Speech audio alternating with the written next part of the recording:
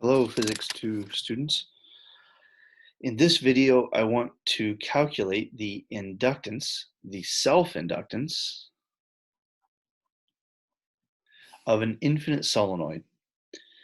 So I have a picture here of a solenoid. Take it to be infinitely long. So what we need to do is calculate, so we want the self-inductance.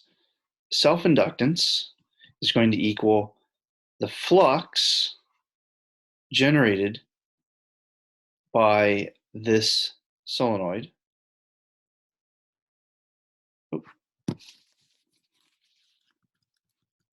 Magnetic flux of the solenoid divided by the current on this solenoid.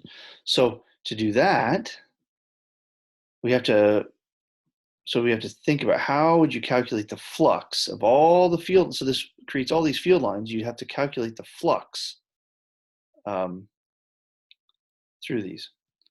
Now we're going to take this to be an infinite solenoid.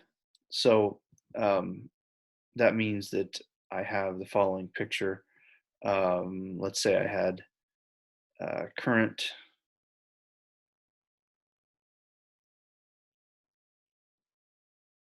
like this.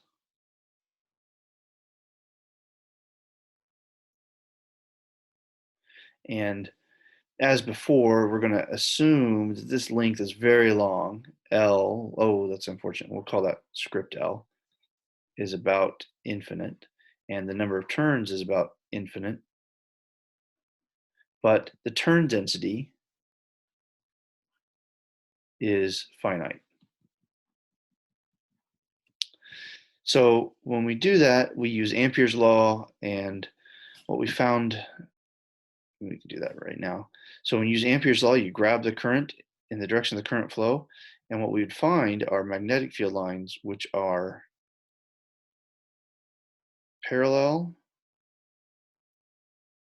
and evenly spaced in the middle, and 0 on the outside. Using Ampere's law, we say that we relate the line integral of the magnetic field around the current to the, so we draw an Amperian loop, and we'd find that the magnetic field on the inside is mu naught times the current that fits in that loop. That would be the total number of turns times I times the fraction of them that fit in there. That's just going to be well,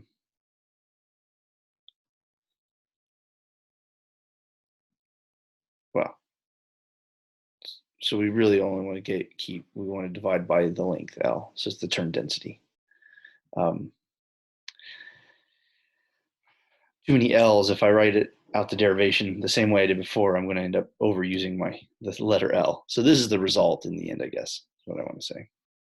Use Ampere's law to derive that if you can't remember it. N is the number of turns, L is the length of the solenoid, mu naught is the magnetic constant. Okay, so it's constant, so that makes it nice. So that means that the field lines are evenly spaced in the interior and just 0 on the outside. All right.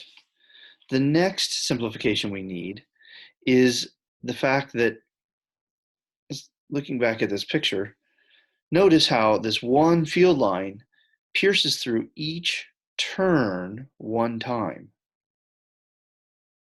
So we have that observation. So each field line pierces each turn one time. And remember, the magnetic flux just counts. It counts the number of times each line crosses a surface. So it really, since each field line hits each turn of that soap bubble, as far as counting goes, you could actually just say that the flux through all in turns is just in through times the flux through one turn.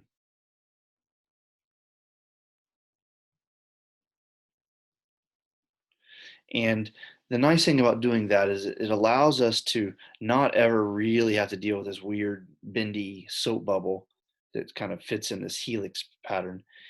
We can just focus on the contribution from one loop. So we want to find the flux due to one loop.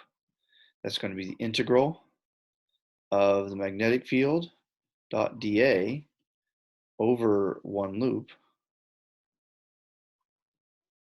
And that's nothing other than, because inside the solenoid, the magnetic field is constant, and we know the value of it. The magnetic field is, so I can write that as B solenoid times the area. This would be the cross-sectional area of the solenoid. So pulling all these little factors together, I find that the flux through one turn equals, well, the magnetic field through equals mu naught N over L times I. That's the magnetic field, times the area of the loop. And then the total flux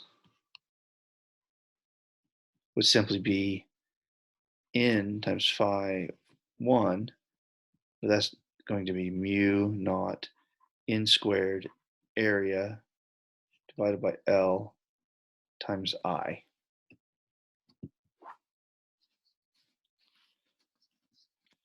And the area here is the cross-sectional area of the solenoid. In my mind, I've kind of been thinking of it as a cylinder, but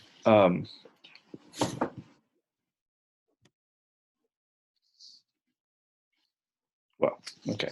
So you could replace that with, if you wanted to, you could write that as pi r squared. Very good.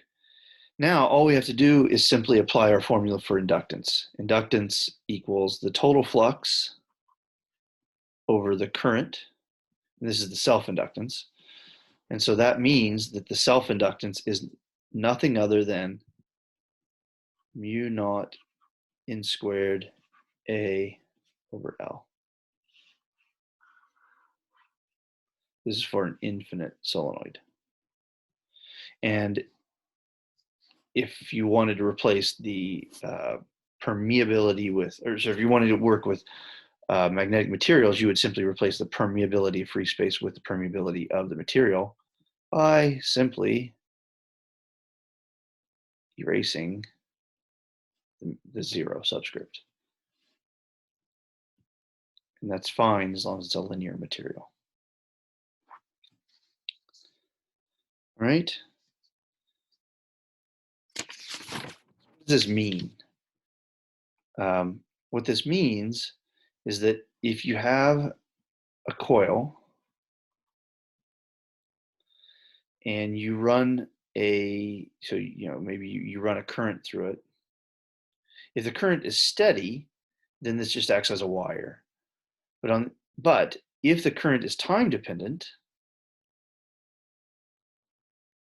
so it's current is a function of time, then you actually develop an EMF between the two endpoints, and it opposes change. So if you try to increase the current, the EMF will try to stop that from happening. Just try to throw on the brakes. If you decrease the current, it will actually try to increase the current. All right, so that's an infinite solenoid inductor, and we calculated the self-inductance. In the next video, I'm going to calculate the self-inductance of a toroidal solenoid. So, see you next time.